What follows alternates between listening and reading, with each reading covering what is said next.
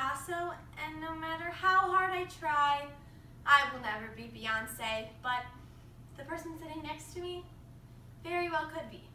Arts are a crucial element in people's lives today, but sadly, they're diminishing, and the funding for these programs could be in jeopardy. According to their website, the National Endowment for the Arts, or the NEA, is dedicated to supporting excellence in the arts, both new and established, bringing arts to all Americans and providing leadership in arts education. Recently, the Trump administration has said that the National Endowment for the Arts and Humanities could end up on the chopping block. William Bennett, former U.S. Secretary of Education, says arts are an essential element to education. Just like reading, writing, and arithmetic, music, dance, painting, and theater are all keys to unlock profound human understanding and accomplishment. Today, we will first be discussing the benefits that arts has on people's lives.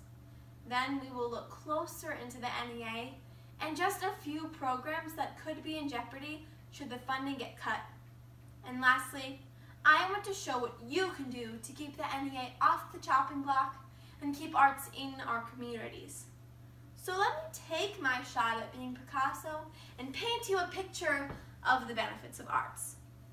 Students who are involved in the arts excel in overall academic success. Researchers at the University of California at Los Angeles found that students with high arts involvement performed better on standardized achievement tests than their classmates. According to the American Alliance of Theater and Education, students who are involved in drama and the arts averaged 65 points higher in the verbal component and 34 points higher in the math component of the SAT. Another benefit to the arts is reducing stress levels. Having too much stress in your life can result in an increase in anxiety and depression. However, according to a study published in the Epidemiology and Community Health Journal, regardless of your income level or education, taking in the arts has been linked to feeling more satisfied with your life. The study also shows that all art forms are important. For example, men experience greater boosts in mood and health when partaking in more passive art forms, such as going to a concert or museum, whereas women experience equal benefits when partaking in more active art forms, like creating art or playing a musical instrument. And lastly, arts helps connect you to humanity and the community we live in. In our society, we deal with struggles, such as poverty, sexuality, and racism. But with a better understanding of these groups, we can break boundaries. Think about it. We can use art to learn about the struggles of these groups that are often pushed to the fringe of society. In doing so, we gain tolerance, awareness, and ultimately, compassion. According to John Lubbock in his book, The Pleasures of Life, art is unquestionably one of the highest and purest elements of human happiness. It helps train the mind to the eye, and the eye to the mind. Just as the sun colors flowers, art colors life. Now that I have painted you a picture of the benefits of arts, let's raise the curtain and explore the NEA and just a few programs that could be in jeopardy should the funding get cut. Since the NEA was established in 1965 by President Lyndon B. Johnson, they had issued over 128,000 grants, totaling in $5 billion. 40% of NEA funds goes directly into the states. In 2016 alone, they recommended 2,400 grants to nearly 16,000 communities in every congressional district in the country.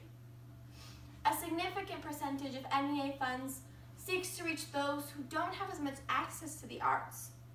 40% of NEA grant-supported activities take place in high-poverty neighborhoods. 36% of NEA grants goes to organizations that reach underserved populations, such as people with disabilities, people in institutions, and veterans. and 33% of NEA grants seeks to reach low-income audiences. Let's look at a few of these programs. In 2016, the NEA dedicated over $2 million just to arts education. The National Arts Youth Program Award was established in 1988 and seeks to recognize outstanding arts and humanities after-school programs. Programs that receive the award are transforming the lives of students by teaching new skills, nurturing creativity, and building self-confidence. Not only does the NEA help students, but also our communities. The NEA program Creative Placemaking is a project that strategically links art organizations with local communities and governments to create a sense of place, improve quality of living, and revitalize local economies. Communities across the nation are using these funds to make their communities more livable. And finally, the Creative Force Project. American service members dedicate their lives to preserve our safety and freedom, and a successful transition back into society has been the main goal of a partnership between the NEA and the Department of Defense. The NEA is using standardized arts programming and medical treatment facilities across the country. These standardized treatments are being used for patients with traumatic brain injury and psychological health conditions. According to the National Intrepid Center for Excellence, 85% of all military patients said that arts programming helped their healing. Jane Chu, chairman of the National Endowment for the Arts, says that we understand the healing power of the arts and are honored to take part in such a transformative program. The NEA has a long history of amazing programs, but in the end, the loss goes so much further than just funding. The NEA is also a symbolic institution that fosters ideas, information, and mental states that can't be predicted or controlled by the government. According to the National Arts Index, arts spending only makes up 0.28% of the government's non-military federal budget. The NEA has been in jeopardy for years and has recently come back under attack by the Trump administration. But together, we can help write a better story. So what can you do? The simplicity of flooding our congressional offices to vocally oppose the cuts is a simple and obvious solution. It's worked in the past and could just save this crucial agency. Andrew Norman, who promotes music at a nonprofit called Here Nebraska, has even said that he put all 5 of his state's congressional lawmakers on speed dial. In the past, when cuts have been made to the endowment, private donors have been what kept them going.